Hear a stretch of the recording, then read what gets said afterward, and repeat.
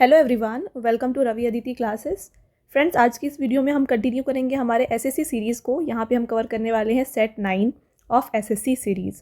तो यहाँ पे आपको टॉप 50 जीके एमसीक्यूज़ देखने को मिलेंगे। सारे इंपॉर्टेंट क्वेश्चंस जो भी फ्रेंड्स आपके एसएससी एग्जाम्स में आ सकते हैं उनको मैंने इस वीडियो में इंक्लूड किया है। तो अगर आप किसी भी एसएससी एग्ज़ाम की तैयारी कर रहे हो, चाहे वो CGL हो, CPO हो, जेई, स्टेनो, तो कोई भी एसएससी एग्ज़ाम के लिए फ्रेंड्स ये वीडियो आपके लिए यूज़फुल होने वाला है, क्योंकि मैंने क्वेश्चंस के साथ काफ़ी सारे एक्स्ट्रा पॉइंट्स इंक्लूड किए हैं, जिससे ये जो वीडियो है काफ़ी आपके लिए बेनिफिशियल बन जाता है। तो फ्रेंड्स, मैंने यहाँ पे सभी क्वेश्चंस आपके लिए सेलेक्टेड और मोस्ट इंपॉर्टेंट लिया है। अगर आप किसी भी एग्ज़ाम की तैयारी कर रहे हैं, ये वीडियो आपके लिए काफ़ी बेनिफिशियल होने वाला है। चलिए वीडियो को स्टार्ट करते हैं और डिस्कस करते हैं पहले क्वेश्चन को। तो फ्रेंड्स, आपका पहला क्वेश्चन है, Pushyabhuti who ruled from Thaneshwar was the founder of dash dynasty. तो आपको बताना है कि थानेश्वर से शासन करने वाले पुष्यभूति किस वंश के संस्थापक थे। तो फ्रेंड्स, ये फाउंडर रहे हैं वर्धन डायनेस्टी के। तो यहाँ पे ऑप्शन नंबर सी जो है राइट आंसर हो जाएगा। बात करें वर्धन डायनेस्टी की, तो फ्रेंड्स यहाँ पे देखिए पुष्यभूति इसके फाउंडर हैं, बट इनके जो फर्स्ट किंग माने जाते हैं, यहाँ पे फर्स्ट किंग या फिर फर्स्ट जो रूलर हैं वर्धन डायनेस्टी से, ये कौन रहे हैं? ये रहे हैं प्रभाकर वर्धन। ओके, प्रभाकर वर्धन, बट ये फाउंडर नहीं माने जाते हैं, ये फर्स्ट किंग माने जाते हैं। रियल फाउंडर जो है ना, ये पुष्यभूति हैं। Friends, Pushyabhuti like as a founder हैं, ये बताया गया है हर्षचरिता में। ठीक है, हर्षचरिता जो किसके द्वारा लिखी गई है? इसको लिखा है बाणभट्ट ने। ठीक है, तो इस बुक में जो है पुष्यभूति के बारे में बताया गया है कि ये फाउंडर थे वर्धन डायनेस्टी के। इसके अलावा वर्धन डायनेस्टी की बात और करें तो यहाँ पे काफ़ी फेमस रूलर हैं हर्षवर्धन। ठीक है, तो इन्होंने कब से कब तक रूल किया है? इन्होंने रूल किया है फ्रेंड्स 606 से लेकर के 647 BC तक। तो इन्हें काफ़ी अच्छा एडमिनिस्ट्रेटर और पोएट माना जाता था। तो वर्धन डायनेस्टी से फ्रेंड्स आप ये पहले पॉइंट्स याद रखें। चेरा डायनेस्टी की बात करें तो चेरा के फाउंडर कौन है?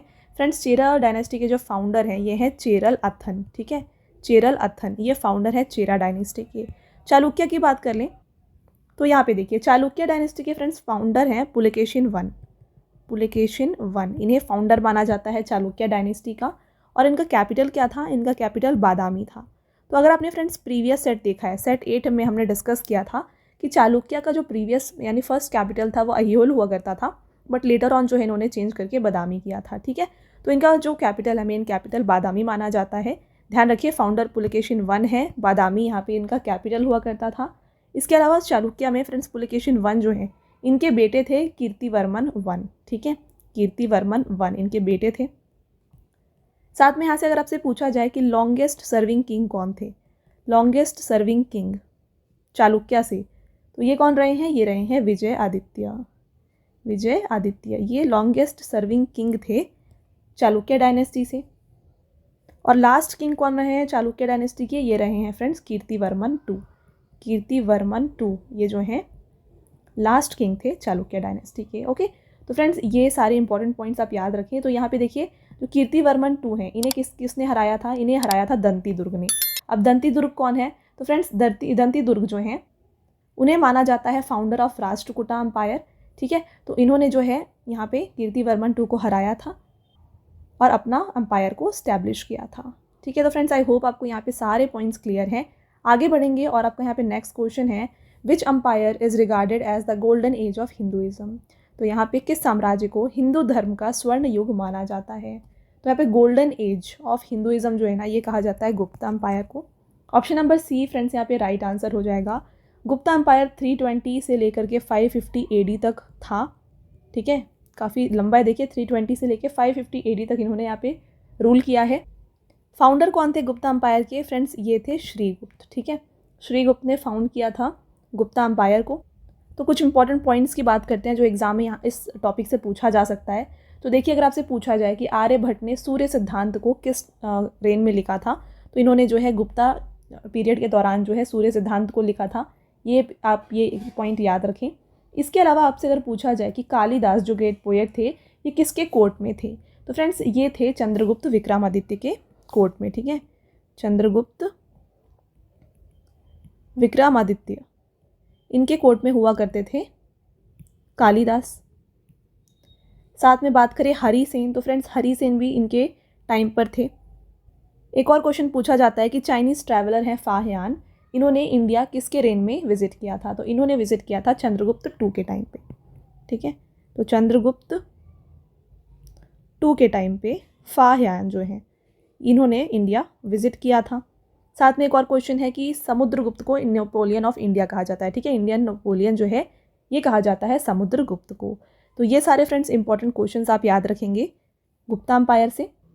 ऑलरेडी मैंने प्रीवियस वीडियोस में आपको काफ़ी बार गुप्ता एम्पायर के बारे में बताया हुआ है, तो अगर आपने प्रीवियस वीडियोस फ्रेंड्स देखे नहीं है ना, उनको भी जाके ज़रूर देखिए, क्योंकि कुछ क्वेश्चंस हम यहाँ पे कवर कर रहे हैं, कुछ हम उन सेट में कवर कर रहे हैं। तो कंप्लीट आपको जब इन्फॉर्मेशन चाहिए तो आपको सारे सेट देखने पड़ेंगे, ठीक है। तो प्लीज़ जाके ज़रूर देख लीजिएगा उनको, आपके लिए काफ़ी बेनिफिशियल होने वाले हैं। आपका अगला question part 4 of the Indian constitution deals with, तो भारतीय संविधान का जो भाग 4 है ये किससे संबंधित है? फ्रेंड्स ये बात करता है directive principle of state policy के बारे में। और यहाँ अगर आपसे आर्टिकल पूछा जाए तो ये आर्टिकल 36 से लेकर के 51 तक में दिया हुआ है। अब बात करते हैं सारे पार्ट्स जो हमारे इंडियन कॉन्स्टिट्यूशन में हैं उनके बारे में।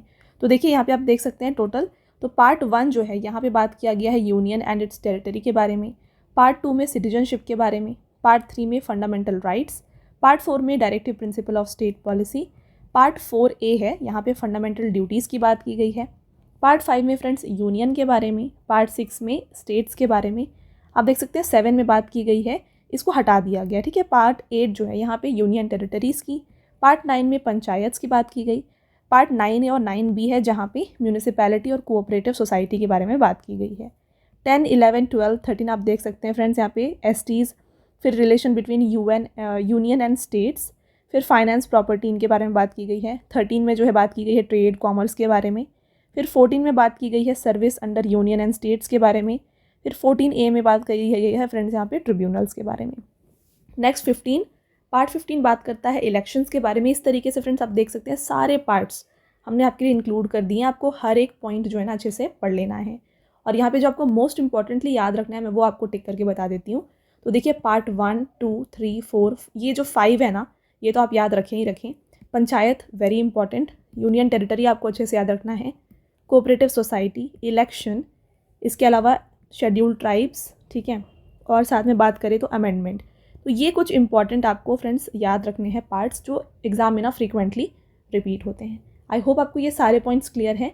आगे बढ़ते हैं और आपको यहाँ पे नेक्स्ट क्वेश्चन आता है, देखिए which of the following state is included in the 6th schedule of constitution of India. तो निम्नलिखित में से कौन सा राज्य भारत के संविधान की 6ठी अनुसूची में शामिल है? तो यहाँ पे 6th शेड्यूल में फ्रेंड्स आता है मिजोरम। ऑप्शन नंबर बी जो है राइट आंसर है। देखिए the 6th schedule of Indian constitution contains provisions related to administration of tribal areas in the state of Assam, Meghalaya, Tripura and Mizoram. तो यहाँ पे 6th शेड्यूल में बात की गई है एडमिनिस्टर करने की ट्राइबल एरियाज़ की in the states of Assam, Meghalaya, Tripura and Mizoram, ठीक है। AMTM इस तरीके से आप याद रखिए, या फिर ATM स्क्वायर इस तरीके से आप याद रख सकते हैं, वेरी इजी। तो यहाँ पे मिजोरम जो है इसमें है, नागालैंड, मणिपुर, अरुणाचल इसमें नहीं है। तो option number B right answer हो जाएगा। बात करते हैं सारे यहाँ पे शेड्यूल्स हमारे इंडियन कॉन्स्टिट्यूशन में हैं उनके बारे में। टोटल 12 शेड्यूल्स हैं। इसका एक छोटा सा ट्रिक है जो कि है टीयर्स ऑफ ओल्ड PM। इस तरीके से फ्रेंड्स आप काफ़ी इजीली इनको याद रख सकते हैं। T से आ जाएगा टेरिटरी एंड स्टेट्स, E से आता है एमाउलमेंट्स यानी कि सैलरीज जो होती हैं वो, A से आता है एफर्मेशन एंड ओथ, R से राज्यसभा सीट एलोकेशन, S से शेड्यूल्ड एरियाज़, O से अदर ट्राइबल एरियाज़, F से फ्रेंड्स फेडरल लिस्ट है, O से ऑफिशियल लैंग्वेजेस, L से लैंड रिफॉर्म्स, डिफेक्शन जिसको ऐड किया गया है 52nd अमेंडमेंट 1985 से। पंचायत आता है फ्रेंड्स यहाँ पे P से, जिसको 73rd अमेंडमेंट से ऐड किया गया है इसमें। नेक्स्ट है यहाँ पे म्यूनिसिपैलिटीज़ जिसे 74th अमेंडमेंट से इसमें इंक्लूड किया गया है। ओके, तो ये सारे 12 शेड्यूल्स हैं फ्रेंड्स हमारे इंडियन कॉन्स्टिट्यूशन के। आई होप आपको इस ट्रिक से जो है काफ़ी इजीली ये याद हो जाएंगे। चलिए आगे बढ़ेंगे। आपका अगला question, which of the following reverse form the Dhuandhar waterfall near Jabalpur. निम्नलिखित में से कौन सी नदी जबलपुर के निकट धुआंधार जलप्रपात का निर्माण करती है? तो यहाँ पे धुआंधार वाटरफॉल जो है इसका फॉर्मेशन करती है नर्मदा रिवर। तो यहाँ पे friends option number C right answer हो जाएगा। नर्मदा रिवर की बात की जाए तो इसका ओरिजिनेशन कहाँ पे होता है? इसका ओरिजिनेशन होता है अमरकंटक प्लेटू में, ठीक है। मध्य प्रदेश के अमरकंटक प्लेटू में इसका ओरिजिनेशन होता है। और ये फ्रेंड्स लाइफ लाइन मानी जाती है मध्य प्रदेश की और गुजरात की, ठीक है। Life line of Madhya Pradesh अगर पूछा जाए कौन सी रिवर है तो ये है नर्मदा। आगे बढ़ते हैं और देखिए फ्रेंड्स ये एक वेस्ट फ्लोइंग रिवर है, तो ये जाके अरेबियन सी में गिरती है, ठीक है। चलिए अगला question, in which year Sabarmati आश्रम वॉज स्टैब्लिश्ड। तो साबरमती आश्रम की स्थापना किस वर्ष में हुई थी? तो इसकी स्थापना की गई थी 1917 में। Option number D right answer हो जाएगा। देखिए बात करें इसके बारे में डिटेल में, on his return from South Africa Gandhi first ashram in India was established in Kochrab area of Ahmedabad on 25 मई 1915। तो फ्रेंड्स जैसे ही महात्मा गांधी जी साउथ अफ्रीका से इंडिया वापस आए थे, इन्होंने अहमदाबाद के पास में कोचराब एरिया में जो है अपना पहला आश्रम शुरू किया था। कब? 25 मई 1915 को। Next, the ashram was then shifted on 17 June 1917 to a piece of open land on the banks of river Sabarmati. फिर बाद में क्या किया गया, इस आश्रम को जो है शिफ्ट कर दिया गया रिवर साबरमती के तट पर। ये कब किया गया? 17 जून 1917 को। तो यहाँ पे ऑफिशियली जो साबरमती आश्रम है फ्रेंड्स, इसका फाउंडेशन 1917 को हुआ है। आई होप आपको ये पॉइंट क्लियर है। ऑप्शन नंबर डी जो है राइट आंसर हो जाएगा। Next question, the Mahratta newspaper published in which of the following language. तो यहाँ पे महारथा एक न्यूज़पेपर है, आपको बताना है ये किस भाषा में प्रकाशित हुआ करती थी। तो फ्रेंड्स इसको यहाँ पे पब्लिश किया जाता था इंग्लिश लैंग्वेज में। Option number A correct answer हो जाएगा यहाँ पे। और ये जो न्यूज़पेपर है इसकी फाउंडेशन किसने की थी? ये की थी बाल गंगाधर तिलक ने। तो इनके द्वारा दो न्यूज़पेपर्स यहाँ पे स्टार्ट की गई थी, एक थी फ्रेंड्स केसरी और एक थी महारथा। ओके, तो यहाँ पे जो केसरी न्यूज़पेपर है ये पब्लिश हुआ करती थी मराठी लैंग्वेज में, और ये जो महारथा है ये इंग्लिश में पब्लिश होती थी। केसरी की बात करें फ्रेंड्स तो इसका स्टार्ट किया गया था कब? 1881 में। चलिए आगे बढ़ेंगे और आपका अगला question, SCO was founded in which year. तो SCO की स्थापना किस वर्ष में हुई है? तो यहाँ पे SCO की स्थापना हुई है 2001 में। Right answer option number A है। फुल फॉर्म देखते हैं और डिटेल में डिस्कस करते हैं SCO के बारे में। इसका फुल फॉर्म है शांघाई कोऑपरेशन ऑर्गेनाइजेशन। स्टैब्लिश किया गया 15 जून 2001 को। हेडक्वार्टर इसका बीजिंग चाइना में है। सेक्रेटरी जनरल कौन है? ये है झैंग मिंग। मेंबर कंट्रीज इसमें टोटल 9 हैं, India, Pakistan, China, Russia, Kazakhstan, Uzbekistan, Kyrgyzstan और तजिकिस्तान और साथ में ईरान। तो ये सारे 9 कंट्रीज़ हैं जो कि SCO में शामिल हैं। आगे बढ़ेंगे, Gita Govinda was written by. तो गीता गोविंदा ये किसके द्वारा लिखा गया है? इसको लिखा गया है फ्रेंड्स जयदेव के द्वारा। Right answer option number B हो जाएगा यहाँ पे। तो फ्रेंड्स आप यहाँ पे पिक्चर में देख सकते हैं ये बुक है गीता गोविंदा जिसको लिखा गया है जयदेव के द्वारा। तो फ्रेंड्स ये जो बुक है ना इसको 12th सेंचुरी में लिखी गई है। कब लिखी गई है? 12th सेंचुरी में। और ये बुक बताता है रिलेशनशिप बिटवीन कृष्णा, गोपीज़ और राधा। ठीक है, इनके बारे में जो वृंदावन में इनकी यहाँ पे रिलेशन थी कृष्णा की, राधा की, गोपीज़ की, इनके बारे में ये बुक डिस्क्राइब करता है। इसके अलावा कुछ और बुक्स की बात कर लें हम यहाँ पे तो फ्रेंड्स देखिए विद्यापति, विद्यापति के द्वारा लिखा गया है यहाँ पे पुरुष परीक्षा। पुरुष परीक्षा इस बुक को विद्यापति के द्वारा लिखा गया है। वेद व्यास ने कौन सी बुक लिखी है फ्रेंड्स? वेद व्यास जी के द्वारा लिखा गया है महाभारत। नेक्स्ट बात करें विष्णु शर्मा की तो फ्रेंड्स विष्णु शर्मा ने लिखा है पंचतंत्र। तो ये मोस्ट फ्रीक्वेंटली आस्क्ड क्वेश्चंस हैं तो इसलिए मैं आपको यहाँ पे बता रही हूँ, इसको आप नोट डाउन कर लीजिएगा। ये चारों काफ़ी इंपॉर्टेंट बुक्स हैं। चलिए आगे बढ़ेंगे। आपका अगला क्वेश्चन है friends, who was the father of civil service. तो सिविल सेवा की जनक किसे कहा जाता है? फ्रेंड्स ये कहा जाता है लॉर्ड कॉर्नवालिस को। ऑप्शन नंबर डी यहाँ पे राइट आंसर हो जाएगा।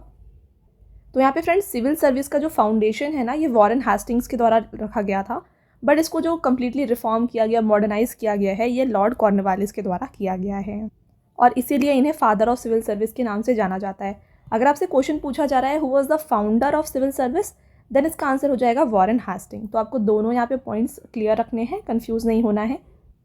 चलिए आपका अगला क्वेश्चन आएगा, विच of the following is the example of monosaccharide. तो निम्नलिखित में से कौन सा एक मोनोसैकेराइड का उदाहरण है? तो आप देख सकते हैं यहाँ पे 4 ऑप्शंस आपको गिवन है, आपको बताना है इनमें से कौन सा मोनोसैकेराइड है। तो पहले आपको पता होना चाहिए फ्रेंड्स कि मोनोसैकेराइड होता क्या है। देखिए बायोलॉजी से काफ़ी इंपॉर्टेंट ये क्वेश्चन आता है। कार्बोहाइड्रेट्स, जैसा कि आप जानते हैं कार्बोहाइड्रेट्स है ना बेसिक न्यूट्रिएंट होता है जो कि बॉडी को चाहिए होता है। ये 2 टाइप के होते हैं, एक होता है सिंपल कार्बोहाइड्रेट और एक होता है कॉम्प्लेक्स कार्बोहाइड्रेट। ठीक है, तो ये जो सिंपल कार्बोहाइड्रेट है ये 2 पार्ट में डिवाइड है, एक है मोनोसैकेराइड और दूसरा है डाइसैकेराइड। और वही जो कॉम्प्लेक्स कार्बोहाइड्रेट है इसका जो सब टाइप है ये है पॉलीसैकेराइड। अब इसके कुछ एग्जाम्पल है, जैसे कि आप देख सकते हैं मोनोसैकेराइड का एग्जाम्पल ग्लूकोज, फ्रक्टोज और गैलेक्टोज है। डाइसैकेराइड का एग्जाम्पल माल्टोज, लैक्टोज और सुक्रोज है। वहीं पे पॉलीसैकेराइड की बात करें तो स्टार्च, फाइबर, ग्लाइकोजन, ये सारे पॉलीसैकेराइड के एग्जाम्पल्स हैं। तो यहाँ पे आप देख सकते हैं, आपसे पूछा जा रहा है कि मोनोसैकेराइड का एग्जाम्पल इनमें से कौन सा है। तो ग्लूकोज आप देख रहे हैं यहाँ पे ऑप्शन में है, इसके अलावा फ्रक्टोज भी है। सुक्रोज क्या है, ये एक डाइसैकेराइड है। स्टार्च क्या है, ये एक पॉलीसैकेराइड है। तो यहाँ पे ए एंड डी इसका राइट आंसर हो जाएगा, यानी कि ऑप्शन नंबर ए जो है करेक्ट है। तो आई होप आपको क्लियर है कि कार्बोहाइड्रेट के टाइप्स क्या हैं और इनके एग्जाम्पल्स क्या हैं।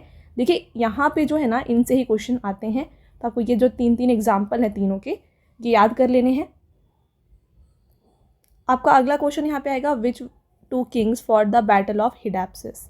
तो निम्नलिखित में से किस राजाओं के बीच में बैटल ऑफ हिडाप्सिस हुआ था। फ्रेंड्स, बैटल ऑफ हिडाप्सिस लड़ा गया था बिटवीन अलेक्जेंडर एंड पोरस। तो ऑप्शन नंबर डी यहाँ पे राइट आंसर हो जाएगा 326 BC में। ठीक है, अलेक्जेंडर द ग्रेट के साथ यहाँ पे लड़ाई हुई थी किंग पोरस की, और इसे हम बैटल ऑफ हिडाप्सिस भी कहते हैं और बैटल ऑफ झेलम के नाम से भी ये जाना जाता है। आगे बढ़ते हैं, नेक्स्ट देखिए, under which of the following rulers did Delhi first became the capital. तो निम्नलिखित में से किस शासक के अधीन दिल्ली पहली बार राजधानी बनी थी। तो फ्रेंड्स, दिल्ली कैपिटल बना था for the first time Tomar Rajput के टाइम पे। तो option number C right answer होगा। तो तोमर राजपूत यहाँ पे 8th से लेकर 12th सेंचुरी तक रूल कर रहे थे। तो इनके टाइम पे जो है दिल्ली पहली बार कैपिटल बना था।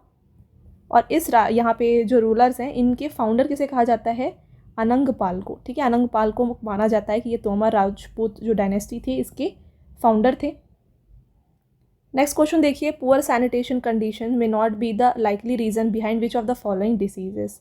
तो यहाँ पे आपको कुछ ऑप्शंस दिए हैं, आपको बताना है इनमें से कौन सी ऐसी बीमारी है जिसके पीछे खराब स्वच्छता की स्थिति संभावित कारण नहीं हो सकती, यानी कि ऐसा कोई डिसीज इसमें से नहीं है जो कि पुअर सैनिटेशन से होता हो। तो फ्रेंड्स, यहाँ पे देखिए, टाइफॉइड जो है ये होती है एक बैक्टीरियल इन्फेक्शन, तो ये जो है पुअर सैनिटेशन की वजह से होती है। पोलियो और कोलेरा ये भी जो है पुअर सैनिटेशन की वजह से होती है। बट वहीं बात करें आर्थराइटिस की, तो फ्रेंड्स, आर्थराइटिस जो है ना, ये कोई पुअर सैनिटेशन की वजह से नहीं होती है। ये आप कह सकते हैं कि जो एज जैसे बढ़ता है उसके हिसाब से होती है। आर्थराइटिस है क्या, मेजरली से जॉइंट पेन कहा जाता है। तो जॉइंट पेन्स जो है फ्रेंड्स, ये जो है एज के साथ साथ बढ़ती हैं, तो ये कोई पुअर सैनिटेशन से नहीं होती। Option number B right answer हो जाएगा।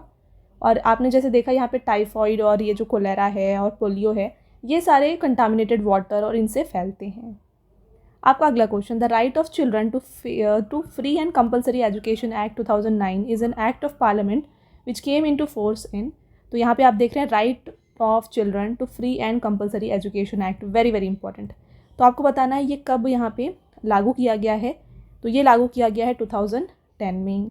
और यहाँ पे फ्रेंड्स ये याद रखिएगा, यहाँ पे जो एज लिमिट है वो एग्जाम में काफ़ी ज़्यादा पूछी जाती है। 6 to 14 ईयर्स के जो एज के बच्चे हैं उनके लिए right of children to free and compulsory education ये पास किया गया है। एग्जाम में आपको ये एज लिमिट ज़्यादातर पूछी जाती है। ओके, इसके अलावा राइट टू एजुकेशन हमारे कॉन्स्टिट्यूशन के कौन से आर्टिकल में दिया गया है, ये आर्टिकल 21A में दिया गया है, जिसको जो है 86th अमेंडमेंट से हमारे कॉन्स्टिट्यूशन में ऐड किया गया है। 86th अमेंडमेंट 2002 से राइट टू एजुकेशन जो है आर्टिकल 21A में ऐड किया गया है। तो फ्रेंड्स, यहाँ पे राइट टू एजुकेशन से ये सारे पॉइंट्स आप याद रखें। देखिए, ये जो एक्ट है 2009 का है, ये आया कब है, लागू हुआ है 2010 में। चलिए आगे बढ़ेंगे, नेक्स्ट देखिएगा, the pilgrimage site of Nasik, Tryambaknath, Bhadrachalam lie on the banks of which of the following rivers. तो यहाँ पे राइट आंसर है friends option number B, Godavari. ठीक है, ऑप्शन नंबर बी यहाँ पे राइट आंसर है। ये तीनों जो साइट्स आप देख रहे हैं पिलग्रिमेज साइट, ये गोदावरी नदी के तट पर स्थित हैं और ये इंडिया की सेकेंड लॉन्गेस्ट रिवर मानी जाती है। फर्स्ट लॉन्गेस्ट यानी कि लॉन्गेस्ट कौन सी है, गंगा रिवर है। सेकेंड लॉन्गेस्ट गोदावरी है। और थर्ड लॉन्गेस्ट की बात करें फ्रेंड्स तो ये कृष्णा रिवर है, जो कि अगेन डेक्कन प्लेटू में फ्लो करती है। इसके बाद बात करें फ्रेंड्स ब्रह्मपुत्र नदी की, तो ये देखिए इंडिया में, तिब्बत में और साथ में बांग्लादेश में फ़्लो होता है। इन तीनों जगह पे फ़्लो होता है। और यहाँ पे फ्रेंड्स तिब्बत में ना इसे सैंगपो के नाम से जाना जाता है। इसका नाम तिब्बत में सैंगपो है। इसके अलावा इसे बांग्लादेश में जो है फ्रेंड्स अलग नाम दिया गया। बात करें हम इंडिया में अरुणाचल प्रदेश में, देखिए अरुणाचल प्रदेश में इसका जो नाम है ना ये है दिहांग। ठीक है, और साथ में असमीस में इसको लुएट नाम से जाना जाता है। असमी में इसे लुएट नाम से जाना जाता है। नेक्स्ट नर्मदा रिवर, अभी मैंने आपको बताया था मध्य प्रदेश के अमरकंटक प्लेटू से ये ओरिजिनेट होता है, वेस्ट फ्लो करता है और अरेबियन सी में जाके गिरता है। तो ये सारे पॉइंट्स हो गए फ्रेंड्स, ये कुछ रिवर से। चलिए अगला क्वेश्चन देखिए, which Indian lake is renowned as the lagoon lake of India. आपको बताना है फ्रेंड्स कि कौन सी भारतीय झील भारत की लेगून झील के रूप में प्रसिद्ध है। तो यहाँ पे लेगून लेक ऑफ इंडिया के नाम से जानी जाती है चिलिका लेक। तो फ्रेंड्स चिलिका लेक जो है ना लार्जेस्ट लेगून लेक है हमारे इंडिया की, largest lagoon lake of India ये है चिलिका लेक। कहाँ पे लोकेटेड है? उड़ीसा में लोकेटेड है। नेक्स्ट और कौन से लेगून लेक हैं उनके बारे में बात करें तो पुलिकट लेक है एक लेगून लेक, पुलिकट लेक जो कि आंध्र प्रदेश में है। Next, which of the following Veda dealt with music. तो फ्रेंड्स ऑलरेडी हमने प्रीवियस वीडियोस में जो है वेदास के बारे में बात किया। हमारे पास 4 वेदास हैं, ऋग्वेद, यहाँ पे लिखा हुआ है देखिए 4 वेद, ऋग्वेद है ना, सामवेद, यजुर्वेद और अथर्ववेद। तो ये चारों वेदा हैं जो कि यहाँ पे पाए जाते हैं और जो म्यूज़िक से डील करता है वो है फ्रेंड्स सामवेद। तो ऑप्शन नंबर डी यहाँ पे राइट आंसर हो जाएगा। तो यहाँ पे सामवेद में म्यूज़िक के बारे में बताया गया है, इसमें कलेक्शन ऑफ वर्सेस के बारे में बताया गया है। और जो सामवेद है फ्रेंड्स इसको ऋग्वेद से ही आउटसोर्स किया गया है। ओके, और सामवेद का यहाँ पे उपवेद अगर आपसे पूछा जाए तो ये है फ्रेंड्स गंधर्व वेद। ठीक है, गंधर्व वेद जो है ये उपवेदा है सामवेद का। अब नेक्स्ट बात करें ऋग्वेद की, तो ऋग्वेद में क्या बताया गया है फ्रेंड्स? ऋग्वेद सबसे ओल्डेस्ट वेदा है, इसको संस्कृत में लिखा गया है, संस्कृत लैंग्वेज में लिखा गया है और ये हिम्स की बात करता है। ठीक है, इसमें हिम्स जो है इसका कलेक्शन दिया हुआ है और इसमें जो इसका उपवेद है ये है आयुर्वेद। नेक्स्ट आप देख रहे हैं यजुर्वेद। तो यजुर्वेद की बात करें फ्रेंड्स तो यजुर्वेद में बात किया गया है सैक्रिफाइजल प्रेयर्स के बारे में। यहाँ पे मैं इसको हटा रही हूँ, देखिए सैक्रिफाइजल प्रेयर्स के बारे में बात किया गया है यजुर्वेद में। और इसका उपवेद कौन सा है? ये है धनुर्वेद। तो उपवेद ही पूछे जाते हैं इसलिए मैं आपके लिए मेंशन कर रही हूँ। नेक्स्ट बच गया अथर्ववेद। तो अथर्ववेद फ्रेंड्स इसके बारे में बात करें तो इसमें क्या दिया हुआ है? इसमें मैजिकल स्पेल्स के बारे में, मैजिक स्पेल्स और जो चार्म्स होते हैं उनके बारे में बताया गया है। और इसका उपवेद जो है ये है शिल्प वेद। ठीक है, आगे बढ़ेंगे। नेक्स्ट देखिएगा, हुज सन वॉज बिंदुसार। तो बिंदुसार किसके पुत्र थे आपको बताना है फ्रेंड्स। यहाँ पे बिंदुसार बेटे थे चंद्रगुप्त के। Option number B right answer हो जाएगा। तो आपको इस तरीके से याद रखना है A B C। C से हो गए चंद्रगुप्त, यहाँ पे B से है बिंदुसार, नेक्स्ट यहाँ पे A से है फ्रेंड्स अशोका। ठीक है, तो चंद्रगुप्त के बेटे थे बिंदुसार और बिंदुसार के बेटे जो हैं अशोका हैं। चंद्रगुप्त फ्रेंड्स इन्हें माना जाता है मौर्य एम्पायर के फाउंडर के रूप से। 321 BC में इन्होंने जो है मौर्य डायनेस्टी की फॉर्मेशन की थी। इन्होंने नंदा रूलर धननंदा को हरा के जो है अपना मौर्य एम्पायर स्टैब्लिश किया था। ठीक है, और इनको किसने असिस्ट किया था? इनको असिस्ट किया जाता था चाणक्य, जिन्हें कौटिल्य के नाम से भी जाना जाता है, इनके द्वारा इन्हें असिस्ट किया जाता था। तो फिलहाल अभी आप इतने पॉइंट्स याद रखें, आगे आने वाले वीडियोज़ में हम और भी डिटेल में यहाँ पे मौर्य डायनेस्टी के बारे में बात करेंगे। Next, who was the founder of Satavahana empire. तो सातवाहना साम्राज्य के संस्थापक कौन थे? इसके संस्थापक थे फ्रेंड्स सिमुका। तो ऑप्शन नंबर सी जो है यहाँ पे करेक्ट आंसर हो जाएगा। चलिए नेक्स्ट क्वेश्चन की तरफ बढ़ते हैं। Till 20 January 1972 which present day Indian state was known as north east frontier agency. तो 20 जनवरी 1972 तक वर्तमान भारतीय राज्य को किस नाम से जाना जाता था? यहाँ पे नॉर्थ ईस्ट फ्रंटियर एजेंसी इस नाम से किस भारतीय राज्य को जाना जाता था? तो फ्रेंड्स नेफा के नाम से अरुणाचल प्रदेश को जाना जाता था। Option number B correct answer होगा यहाँ पे। तो देखिए फ्रेंड्स पहले जो अरुणाचल प्रदेश था ये एक यूनियन टेरिटरी हुआ करता था। ठीक है, इसको असम से निकाला गया था।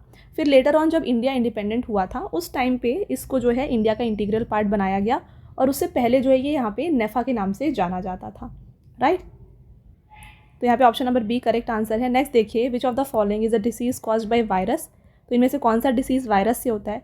तो देखिए फ्रेंड्स मलेरिया जो एक प्रोटोजोअन डिसीज़ है, ये तो नहीं होगा इसका आंसर। प्लेग की बात करें बैक्टीरियल डिसीज़ है। कोलेरा देखिए फ्रेंड्स कोलेरा भी एक बैक्टीरियल डिसीज़ है। मीजल्स ये एक वायरल डिसीज़ है। तो ऑप्शन नंबर डी यहाँ पे राइट आंसर हो जाएगा। बाकी आप सारे एग्जाम्पल्स देख सकते हैं बैक्टीरियल डिसीज़ के, वायरल डिसीज़ के, फंगल, प्रोटोजोअन और हेलमेंथिक डिसीजेस के। तो एक बार कंप्लीट आप इसको पढ़ लीजिए। यहाँ पे आपको हर एक पॉसिबल क्वेश्चन जो एग्जाम में आता है वो मैंने कवर किया है। आगे बढ़ेंगे और फ्रेंड्स आगे बढ़ने से पहले मैं आपको जस्ट बता दूं हमारे पेड PDF के वेबसाइट के बारे में। यह है www.ravibookspdf.com। यहाँ पर आपको रवि सर की GK एंड करंट अफेयर्स की जो PDFs हैं हिंदी एंड इंग्लिश मीडियम दोनों मिल जाएगी। तो अगर आपको इनमें से कोई भी ई-बुक परचेज़ करना है आप हमारे वेबसाइट के थ्रू परचेज़ कर सकते हैं। देखिए फ्रेंड्स आपके लिए रिसेंटली जून का मंथली करंट अफेयर्स का जो PDF है ये लॉन्च किया गया है, जहाँ पे आपको 550 plus 1 liner and MCQ questions मिल जाएंगे, वो भी टॉपिक वाइज। राइट, तो अगर आपको ये ई बुक परचेज़ करना है आप हमारे वेबसाइट के थ्रू परचेज़ कर सकते हैं। साथ में यहाँ पे आपको जैन टू जून का जो लास्ट 6 मंथ्स का कंपाइलेशन होता है ये मिल जाएगा फ्रेंड्स, जो कि आपके अपकमिंग एग्ज़ाम के रिवीजन के लिए काफ़ी बेनिफिशियल होगा। और ईयरली PDF भी यहाँ पे आपको मिल जाएगा। तो इनमें से कोई भी PDF अगर आप चाहते हैं परचेज़ करना, वेबसाइट में जाके आप परचेज़ कर सकते हैं। चलिए बढ़ते हैं नेक्स्ट क्वेश्चन की तरफ। और आपका अगला क्वेश्चन यहाँ पे आता है, identify the state animal of Assam. तो निम्नलिखित में से कौन सा असम का जो है स्टेट एनिमल है आपको बताना है। तो यहाँ पे राइट आंसर है फ्रेंड्स ऑप्शन नंबर ए, वन हॉर्न्ड राइनो। ठीक है, वन हॉर्न्ड राइनो जो है ये असम का स्टेट एनिमल हो जाएगा। और थोड़ी देर पहले हमने बात की थी फ्रेंड्स यहाँ पे अरुणाचल प्रदेश की, राइट, नेफा। तो यहाँ पे अरुणाचल प्रदेश का क्या है स्टेट एनिमल, ये है मिथुन। मिथुन या फिर इसे गायल के नाम से भी जाना जाता है, ये वहाँ का स्टेट एनिमल है। तो आप ये यहाँ पे याद रखें। Next, which of the following country does not share border with India. तो निम्नलिखित में से कौन सा देश भारत के साथ सीमा साझा नहीं करता है। तो देखिए फ्रेंड्स, नेपाल, यहाँ पे आप देख सकते हैं पिक्चर जो मैंने मैप लगाई है, नेपाल, भूटान, बांग्लादेश, पाकिस्तान, ये सारे जो हैं इंडिया के साथ यहाँ पे बॉर्डर शेयर कर रहे हैं, म्यांमार भी। बट जो आप ईरान देख रहे हैं, ईरान इंडिया के साथ बॉर्डर शेयर नहीं करता। तो ऑप्शन नंबर बी जो है यहाँ पे राइट आंसर हो जाएगा। साथ में बॉर्डर लाइन्स की बात आई है, तो देखिए इंडिया और पाकिस्तान का जो बॉर्डर है उसे कौन से नाम से जाना जाता है, इसको रेडक्लिफ लाइन के नाम से जाना जाता है। वहीं पे इंडिया और चाइना की जो है लाइन, बॉर्डर लाइन, इसे क्या नाम से जाना जाता है, इसे मैकमोहन लाइन कहा जाता है। ठीक है, चलिए। और इसके अलावा आपको ये ध्यान रखना है कि श्रीलंका जो है ये वाटर बॉर्डर शेयर करता है हमारे इंडिया के साथ, और मालदीव्स भी जो है ये भी वाटर बॉर्डर शेयर करता है इंडिया के साथ। आपका अगला question, who among the following was not a cabinet mission plan 1946। तो निम्नलिखित में से कौन कैबिनेट मिशन योजना 1946 में नहीं था। तो यहाँ पे फ्रेंड्स कैबिनेट मिशन प्लान में नहीं थे lord Wavell. Option number B correct होगा यहाँ पे। तो यहाँ पे जो कैबिनेट मिशन प्लान हुआ था 1946 में, ये क्या चीज़ को डिस्कस करने आया था, तो इसको ब्रिटिशर्स के द्वारा भेजा गया था इंडिया में, ताकि ये सारे जो भी पावर्स हैं ब्रिटिश के उसको ट्रांसफ़र करें इंडियंस को। ठीक है, तो ये कैबिनेट प्लान, मिशन प्लान जो था इसका मेन यहाँ पे एम था। तो यहाँ पे लॉर्ड वेवल नहीं थे, अलेक्जेंडर, स्टैनफोर्ड क्रिप्स और पैथिक लॉरेंस, ये तीनों इसके मेंबर्स थे, इस प्लान के मेंबर्स थे। तो यहाँ पे लॉर्ड वेवल नहीं थे, इसलिए ऑप्शन नंबर बी करेक्ट हो जाएगा। नेक्स्ट देखिए, on which river is the Indira Sagar dam build. तो इंदिरा सागर बांध किस नदी पर बनाया गया है। इंदिरा सागर डैम जो है फ्रेंड्स इसको बनाया गया है नर्मदा रिवर के ऊपर। तो यहाँ पे नर्मदा रिवर के बारे में मैंने आपको काफ़ी सारे पॉइंट्स बता दिए हैं, अब बताने की ज़रूरत नहीं है। आई होप आपको क्लियर है नर्मदा रिवर के बारे में। नेक्स्ट देखिएगा, the two famous universities of Oxford and Cambridge are located in which country. तो ऑक्सफोर्ड और कैम्ब्रिज नामक दो प्रसिद्ध विश्वविद्यालय निम्नलिखित में से किस देश में हैं। तो फ्रेंड्स ये दोनों लोकेटेड हैं यूनाइटेड किंगडम में। ऑप्शन नंबर सी फ्रेंड्स यहाँ पे राइट आंसर हो जाएगा। तो यहाँ पे ऑक्सफोर्ड की बात करें तो ये माना जाता है कि इसको फाउंड किया गया था 1096 में, और वहीं पे कैम्ब्रिज की बात करें तो ये माना जाता है फ्रेंड्स 1209 में इस्टेब्लिश किया गया था। तो सबसे ओल्डेस्ट यूनिवर्सिटीज़ में से हैं ऑक्सफोर्ड एंड कैम्ब्रिज, जो कि यूनाइटेड किंगडम में लोकेटेड हैं। चलिए आगे बढ़ते हैं। How many total biosphere reserves are there in India. तो यहाँ पे आपको बताना है इंडिया में टोटल कितने बायोस्फीयर रिजर्व्स प्रेजेंट हैं। तो टोटल बायोस्फीयर रिजर्व्स हमारे इंडिया में जो हैं फ्रेंड्स ये है 18। करेक्ट आंसर यहाँ पे ऑप्शन नंबर सी हो जाएगा। तो यहाँ पे आप मैप में देख सकते हैं फ्रेंड्स, सारे जितने भी बायोस्फीयर रिजर्व्स हैं उनको मैंने यहाँ पे मेंशन किया है। कंचनजंगा, दिहांग, दिब्रू साइखोवा, मानस, नोकरेक, सुंदरबन, सिमलीपाल, इसके अलावा Panna, Seshachalam, Nilgiri, Agasthyamalai, gulf of Mannar, Rann of Kutch, Nanda Devi, cold desert. तो ये सारे जो है ना बायोस्फीयर रिजर्व्स हैं जो हमारे इंडिया में पाए जाते हैं। Next question, when was the state of Madhya Pradesh formed. तो निम्न आपको बताना है कि मध्य प्रदेश स्टेट की फॉर्मेशन कब हुई है। तो मध्य प्रदेश स्टेट की जो फॉर्मेशन है ये हुई है 1 नवंबर 1956 को। तो मध्य प्रदेश को फ्रेंड्स टाइगर स्टेट के नाम से भी जाना जाता है। ठीक है, तो इंडिया में जो मोस्ट नंबर ऑफ टाइगर्स हैं ये मध्य प्रदेश में देखे जाते हैं। और देखिए मध्य प्रदेश से छत्तीसगढ़ अलग कब हुआ है, ये 2000 में सेपरेट हो गए। छत्तीसगढ़ जो है एक अलग स्टेट बना है। मध्य प्रदेश के साथ कौन कौन से यहाँ पे जो स्टेट्स हैं बॉर्डर शेयर करते हैं, तो उत्तर प्रदेश, छत्तीसगढ़, महाराष्ट्र, फिर गुजरात और राजस्थान। तो ये सारे जो स्टेट्स हैं ये बॉर्डर शेयर करते हैं विथ मध्य प्रदेश। अगला क्वेश्चन रहेगा, what is the average salt content in sea water. तो जो समुद्र का पानी होता है इसमें आपको बताना है कि औसत नमक कितना होता है। यहाँ पे जो एवरेज सॉल्ट कंटेंट पाया जाता है सी वाटर में ये होता है फ्रेंड्स यहाँ पे 3.5%। तो अगर मान लीजिए आपके पास 1 लीटर पानी यानी कि 1000 ml वाटर है, तो इसमें से जो 35 ml जो होगा ये सॉल्ट का होगा और बाकी जो 965 है ये वाटर होगा। अगला रहेगा with which religion is Kaivalya associated. Very very important ऐसे क्वेश्चन फ्रेंड्स एग्जाम में आते हैं, आपको बताना है कैवल्य का संबंध किस धर्म से है। तो फ्रेंड्स कैवल्य जो है ये एसोसिएटेड है जैनिज्म से। ऑप्शन नंबर सी यहाँ पे राइट आंसर। देखिए कैवल्य इसका मीनिंग होता है परफेक्ट नॉलेज, ये जैनिज्म से एसोसिएटेड है। According to Jainism Mahavira became a ascetic and left his home at the age of 30। तो यहाँ पे फ्रेंड्स महावीर बताया जाता है जैनिज्म के अकॉर्डिंग महावीर जो है इन्होंने अपना घर छोड़ा था at the age of 30। He kept on wandering for 12 years and it is said he attend kaivalya at the age of 42। तो ये माना जाता है कि इन्होंने जो 12 साल तक इन्होंने भ्रमण किया और उसके बाद जो है इन्होंने कैवल्य अटेन किया था एट द एज ऑफ 42, यानी कि परफेक्ट नॉलेज इन्होंने अटेन किया था, ये माना जाता है। Through kaivalya he conquered misery and happiness, because of his conquest he is known as Jina और द कनकरर। तो इस वजह से इन्हें जो है जीना या फिर कनकरर के नाम से भी जाना जाता है।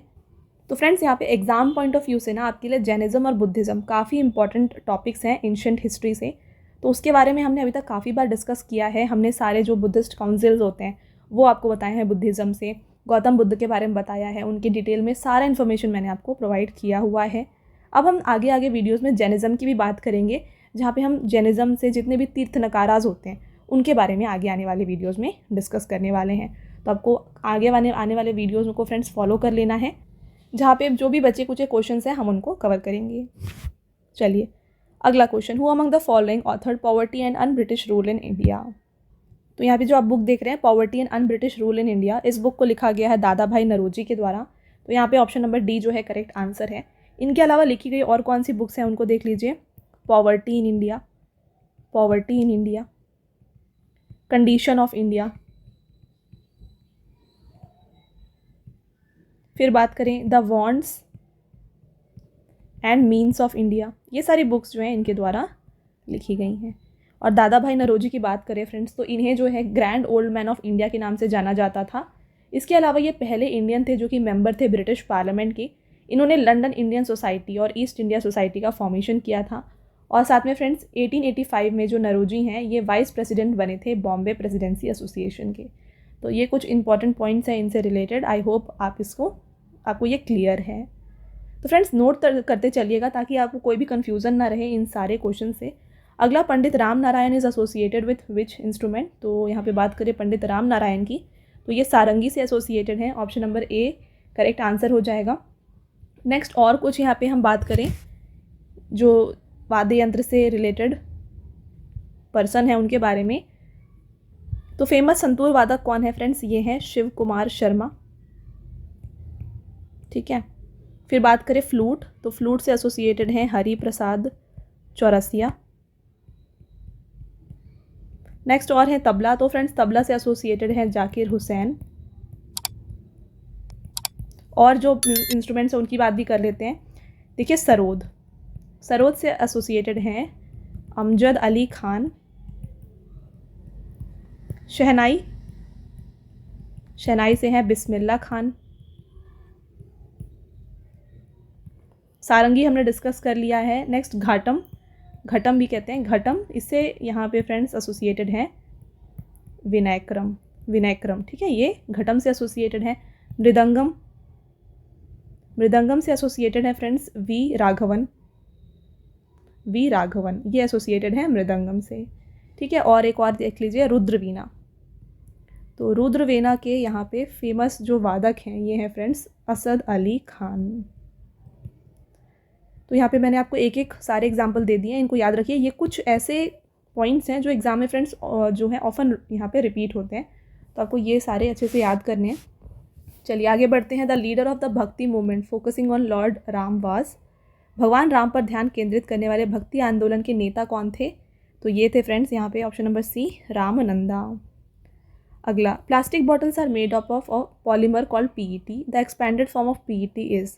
तो यहाँ पे जो आप प्लास्टिक बॉटल्स देखते हैं ये पीईटी के बने होते हैं। ठीक है, अब ये पेट, जैसे हम कहते हैं पेट बॉटल्स है ना, तो ये जो पेट है इसका फुल फॉर्म क्या आपको बताना है फ्रेंड्स। पेट का जो यहाँ पे फुल फॉर्म है ये है पॉलीइथिलीन टेरेप्थलेट। ठीक है, तो ऑप्शन नंबर ए राइट आंसर हो जाएगा। नेक्स्ट देखिए, the rating for fuse used in house hold electric circuit is provided on the basis of. तो घरेलू विद्युत परिपथ में उपयोग किए जाने वाले फ्यूज़ के लिए रेटिंग प्रदान की जाती है, ये किसके आधार पर की जाती है? तो ये रेटिंग दी जाती है करंट के आधार पर, ठीक है। तो option number D is the right answer.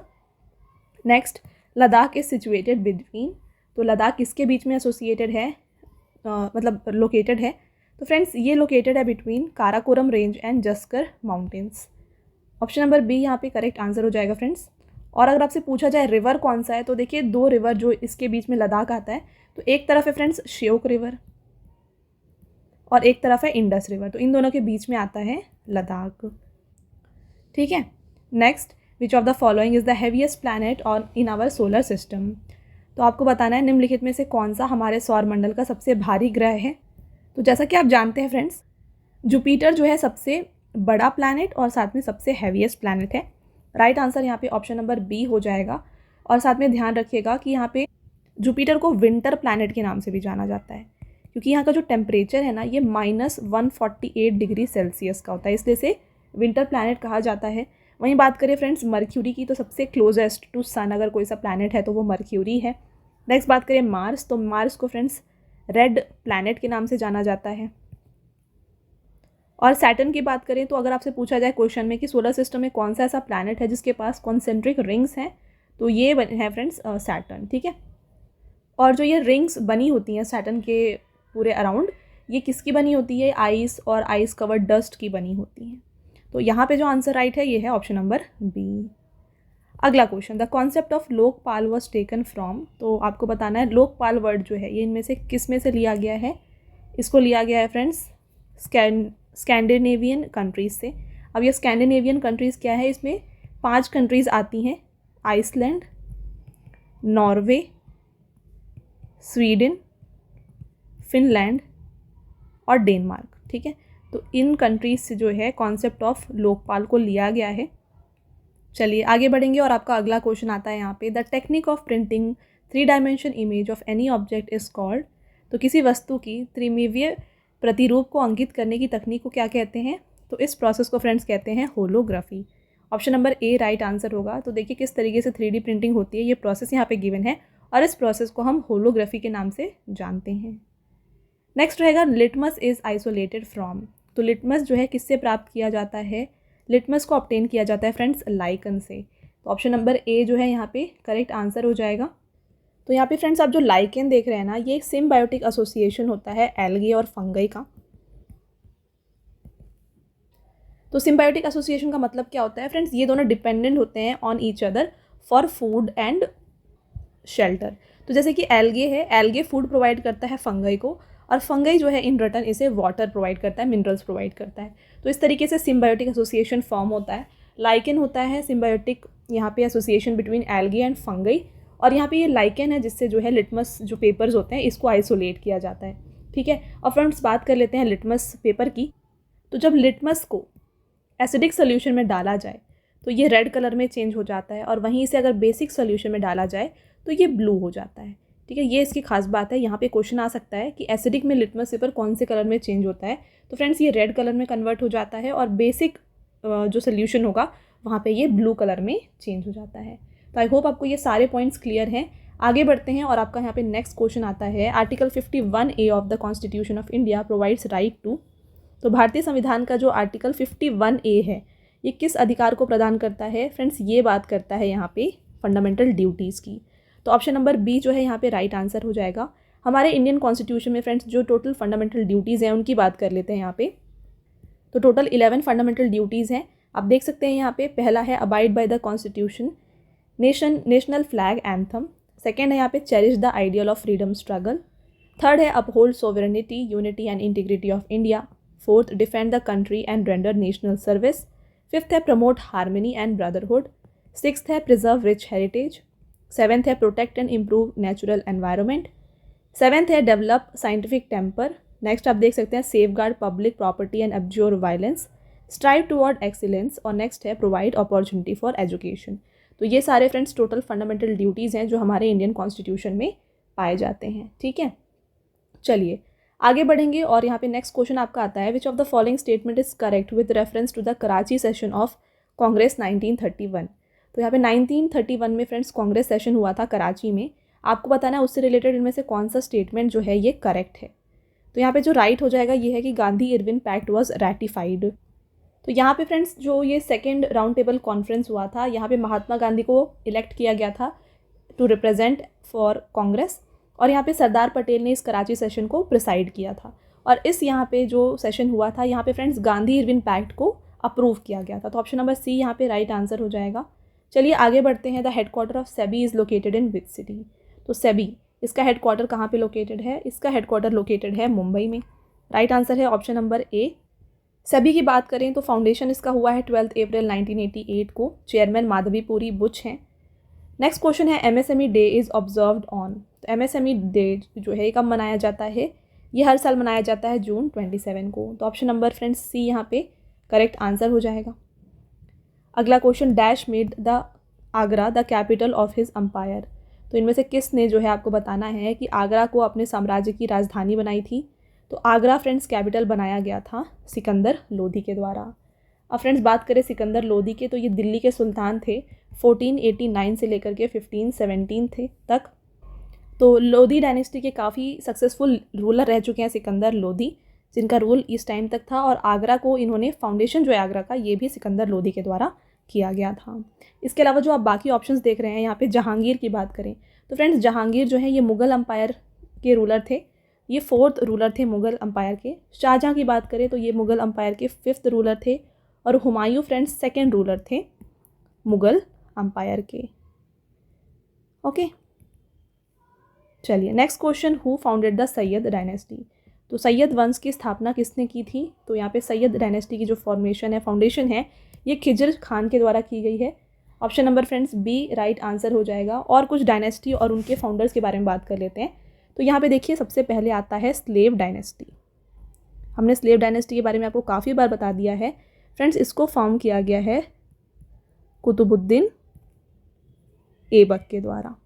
ठीक है, तो ये डायनेस्टी को फाउंड किया गया कुतुबुद्दीन ऐबक के द्वारा। नेक्स्ट बात करेंगे हम यहाँ पे खिलजी डायनेस्टी की। तो खिलजी डायनेस्टी के फाउंडर हैं जलालुद्दीन खिलजी। ठीक है, जलालुद्दीन खिलजी जो हैं ये फाउंडर हैं खिलजी डायनेस्टी के। और नेक्स्ट फ्रेंड्स तुगलक डायनेस्टी की बात करें, तुगलक डायनेस्टी को फॉर्म किया गया है घियासुद्दीन तुगलक के द्वारा। राइट, चलिए आगे बढ़ेंगे। विच of the following state does not share its boundary with Tamil Nadu. तो इनमें से कौन सा ऐसा स्टेट है जो तमिलनाडु के साथ बाउंड्री शेयर नहीं करता? तो ऑप्शन में आप देख सकते हैं फ्रेंड्स जो भी हैं, और मैप भी आपके लिए यहाँ पे मैंने शो करके रखा है। तो तमिलनाडु आप देख रहे हैं यहाँ पे है, तो ये केरला, कर्नाटक और आंध्र प्रदेश के साथ बॉर्डर शेयर कर रहा है। केरला, कर्नाटका और आंध्र प्रदेश, बट ये महाराष्ट्र के साथ कोई बॉर्डर शेयर नहीं कर रहा है। तो यहाँ पे ऑप्शन नंबर सी जो है ये करेक्ट आंसर हो जाएगा। Next, the famous Chinese traveller Hyun सैंग visited India during which emperors rain. तो यहाँ पे प्रसिद्ध चीनी यात्री हैं ह्यून सैंग। इन्होंने किस दौरान भारत का दौरा किया था? तो उस टाइम पे सम्राट कौन थे, किसका शासन चल रहा था, आपको बताना है। तो उस टाइम पे फ्रेंड्स यहाँ पे एम्परर थे हर्षवर्धन। राइट आंसर यहाँ पे ऑप्शन नंबर डी हो जाएगा। आगे बढ़ते हैं। नेक्स्ट देखिएगा, the Ram Ganga are tributary of which river. तो फ्रेंड्स आपका ये लास्ट क्वेश्चन है, आपको बताना है कि राम गंगा इनमें से किसकी ट्रिब्यूटरी है। तो राम गंगा है ट्रिब्यूटरी फ्रेंड्स गंगा रिवर की। ऑप्शन नंबर ए यहाँ पे राइट आंसर हो जाएगा। देखिए राम गंगा जो है फ्रेंड्स ये ओरिजिनेट होता है उत्तराखंड में, और ये ट्रिब्यूटरी है गंगा रिवर का। ये गंगा को कहाँ पे ज्वाइन करता है? कन्नौज डिस्ट्रिक्ट में गंगा को ये आके ज्वाइन करता है, कन्नौज डिस्ट्रिक्ट में। और गंगा की बात करें तो ये सबसे लॉन्गेस्ट रिवर है हमारे इंडिया की, जिसकी लेंथ है 2525 किलोमीटर। और यहाँ पे जो पिक्चर आप देख रहे हैं, यहाँ पे मैंने आपको सारे जो भी ट्रिब्यूटरीज हैं रिवर गंगा के वो आपको यहाँ पे मिल जाएंगे। देखिए ये रिवर गंगा है, जो डार्क ब्लू लाइन आप देख रहे हैं ये रिवर गंगा है। और इसके साथ यहाँ पे आप देखिए सोन, टोन्स, केन, बेतवा, सिंध, चंबल, फिर यहाँ पे देखिए काली, गोमती, घाघरा, राप्ती, ये सारे रामगंगा, गंडक, घाघरा, ये सारे जो हैं ये ट्रिब्यूटरीज़ हैं गंगा रिवर की। तो आपको जो है इस तरीके से याद रखना है फ्रेंड्स कि जो कुछ यहाँ पे हैं लेफ़्ट बैंक ट्रिब्यूटरी हैं और कुछ जो हैं ये लेफ़्ट ट्रिब्यूटरीज़ हो गई और ये राइट ट्रिब्यूटरीज़ हो गई। ठीक है, तो जो भी यहाँ पे लेफ़्ट से ज्वाइन कर रही हैं रिवर्स वो आपको अलग याद रखना है, और जो भी राइट से ज्वाइन कर रही है वो आपको अलग याद रखना है, क्योंकि एग्जाम में डायरेक्टली ऐसे ही पूछा जाता है कि कौन सी राइट ट्रिब्यूटरी है, कौन सी यहाँ पे लेफ़्ट ट्रिब्यूटरी है।